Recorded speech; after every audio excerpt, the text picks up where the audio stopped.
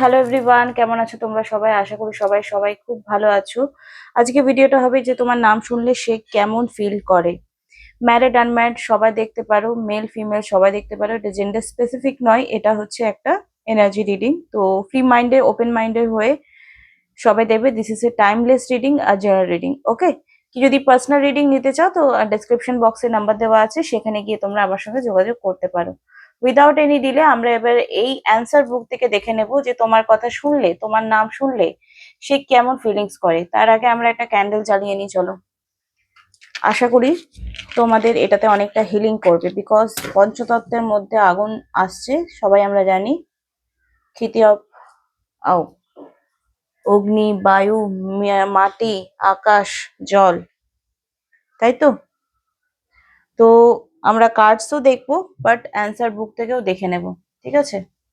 চলো, তোমার মনে যা প্রশ্ন আছে, যে তোমাকে দেখলে, তোমার নাম শুনলে তার মনে কি ফিলিংস আসে, প্লিজ ডিভাইন, প্লিজ মা কালী, দ্য অ্যান্সার বুক থেকে আমাকে প্রশ্নের উত্তর দাও। যে আমার ভিউয়ার, যারা আমার এই ভিডিওটা লাইক কমেন্ট শেয়ার সাবস্ক্রাইব করেছে, ভিডিওটা প্রথমবার দেখলে সাবস্ক্রাইব করে দেবে। ওকে, চলো অ্যান্সার বুক থেকে দেখে নেব যে তোমার নাম শুনলে সে প্রথমে কি মনে করে তোমাকে নিয়ে। That out of your control. Oh my god, তোমার নাম শুনলে সে আউট অফ কন্ট্রোল হয়ে যায়। That's great. পাঁচটা আমরা পাতা উল্টাবো, ঠিক আছে? A sustainable efforts will be required. তোমার জন্য কিছু অ্যাকশন নিতে মন করে, তোমার সঙ্গে কথা বলতে মন করে, তোমার ব্যাপারে আরো জানতে ইচ্ছে করে, ঠিক আছে? দেখো, নেগেটিভ সিচুয়েশনে থাকলেও কিন্তু পজিটিভ হতে পারে, এই মাইন্ডসেট নিয়ে ভিডিও দেখবে। বিকজ এই ভিডিও পজিটিভিটি দেবে, এই আশা নিয়েই আমি ভিডিও বানাতে বসেছি। আর তিনবার ওঠাবো কনসিডার ইন এ অপরচুনিটি। তোমাকে খুব লাকি ফিল করে, তোমাকে নিজের লাইফে ভীষণ লাকি ফিল করে, যে you are very lucky person in my life. Because আমরা আমাদের যাকে ভালোবাসি বলে মনে করি, তারা আমাদের লাইফে একটা ডিভাইন এনার্জি ক্যারি করে, ঠিক আছে? সে, তার কর্মা তোমার কর্মা মিলে একটা জীবন অতিবাহিত হয়। তো কোথাও না কোথাও তুমি তার জীবনে লাকি এবং সেও তোমার জীবনে লাকি, এরকম এনার্জি ছিল, তাই রিলেশনশিপটা শুরু হয়েছিল। হতে পারে এখন কোনো কারণের জন্য সেটা একটু কম পড়ে গেছে, বা একদম রিলেশনশিপটা থেকে মুখ ফিরিয়ে নিচ্ছে, এরকমও হতে পারে। সেটা আমরা দেখছি কেন হচ্ছে এরকম। বাট তোমাকে সে অবশ্যই একটা অপরচুনিটি বলে মনে করে। There is a good reason to be optimistic. দেখো, সে জীবনে যতই ভাঙা সিচুয়েশনে আসুক না কেন, সে কিন্তু তোমাকে দেখে বাঁচার ইচ্ছে জাগে তার। তাকে তোমাকে দেখে তার কিন্তু ভালো লাগে, তার বাঁচার ইচ্ছা জাগে। অপটিমিস্টিক মানে আশাবাদী। তো there is a good reason, তুমি তার জীবনে গুড রিজন, একটা অপটিমিস্টিক মানে পজিটিভলি আশাবাদী একটা পার্সন।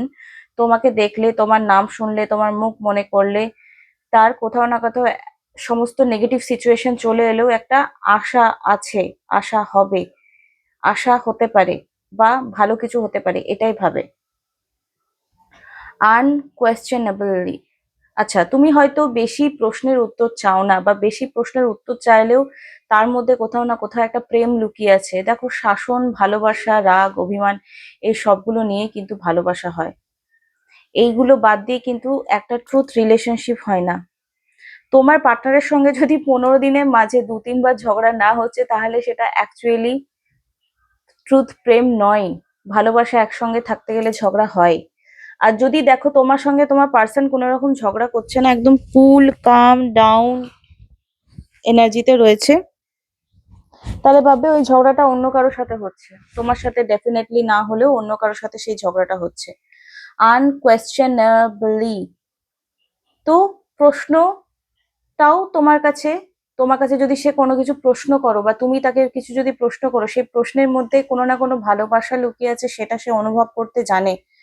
আরো আমরা দেখে নেব, খুব পজিটিভ আসছে, তাই জন্য আমরা কিছু আরো দেখবো। Don't be concerned. আচ্ছা, অতিরিক্ত তুমি যে কখনো কখনো খুব বেশি দেখিয়ে দাও, সেটা কোথাও না কোথাও এই মুহূর্তে তোমাকে দেখাতে মানা করছে, সেটা সে একদম পছন্দ করে না, ঠিক আছে? চলো আমরা এখানে আবার একবার সামনের দিকে চলে যাই। Proceed at a more relaxed pace. Okay, তুমি তার কাছে একটা শান্তির জায়গা।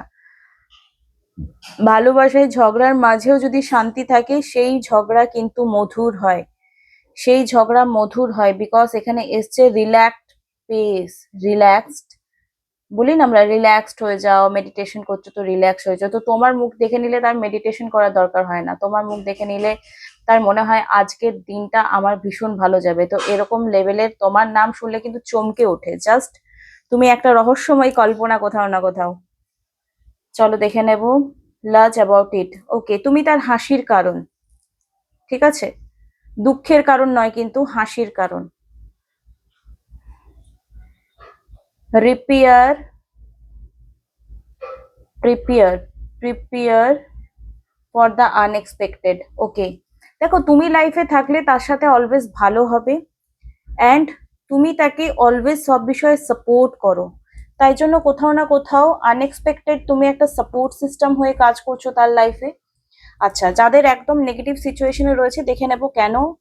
যাদের এইগুলো তাদের পার্সনরা ফিল করে না এবং তাদেরকে ডিনাই করে দিয়েছে, বা খুব চিড়চিড়া একটা সম্পর্ক আছে, তোমার নাম শুনলে রেগে যায় বলে মনে হচ্ছে, এগুলো তো পজিটিভলি এলো। যাদের হয় না তাদের দেখে নিচ্ছি কেন হচ্ছে না, কেন তোমার নাম শুনলে সে রেগে যাচ্ছে, সেরকম কি কিছু আসছে।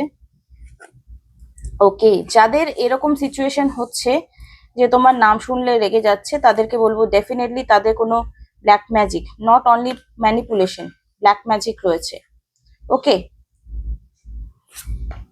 বাট এখানে ফিনান্সিয়াল অ্যাবান্ডেন্টের কার্ডও আসছে, পেন্টিকলের কার্ড আসছে, হয়তো বা তোমাদের ফিনান্সিয়ালি ডিস্টেন্স, ফিনান্সিয়ালি ব্যাপার, হয়তো সে খুব রিচ হতে পারে তুমি রিচ নও, বা সে ভালো জব করে তুমি ভালো জব নও, এই ব্যাপারটা নিয়ে তোমাদের মধ্যে কিন্তু একটা নেগেটিভ সিচুয়েশন এই মুহূর্তে গড়ে উঠেছে, যার জন্য তোমার নাম শুনলে হয়তো অনেকের বয়ফ্রেন্ড বা গার্লফ্রেন্ড বা হাজবেন্ড রেগে যাচ্ছে, অথবা হতে পারে যে তোমার পার্সন নিজেকে সুপিরিয়ার, তোমাকে ইনফেরিয়ার ভাবে, মানে তুমি কিছুই না, আমি সর্বে সর্বা।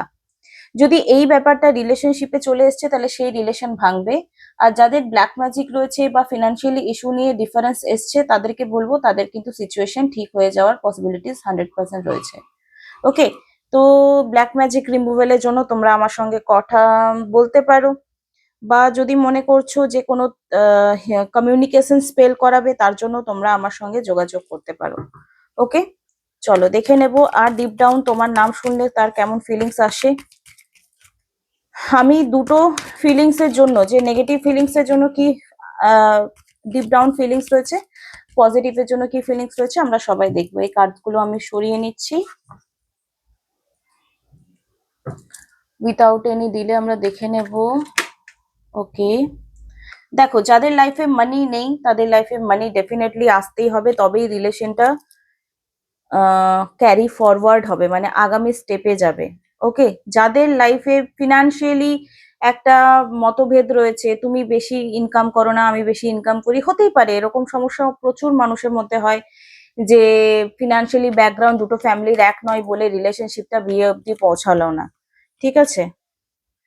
ওই তো ভাইটাল ফোর্স, দেখো এখানে সেভেন চক্রা মেডিটেশন, যাদের নেগেটিভ রয়েছে না রিলেশনশিপ প্যাটার্ন, তাদের বলবো যে এই মুহূর্তে কিন্তু তোমাদেরকে প্রচন্ড বেশি একটা সেলফ ওয়ার্ক করতে হবে, তোমার 7টা চক্রার উপর কাজ করতে হবে, নট অনলি ওয়ান, তোমার 7টা চক্রায় হয়তো ইমব্যালেন্স এনার্জিতে আছে, নেগেটিভ না ইমব্যালেন্স, এগুলোকে ব্যালেন্স করা পসিবল রয়েছে। যখন তুমি নিজেকে হিল করে 7টা চক্রাস তুমি হিল করে নেবে, তখনই তোমার লাইফে ম্যানিফেস্টেশন হবে কি রিলেশনশিপ প্লাস মানি।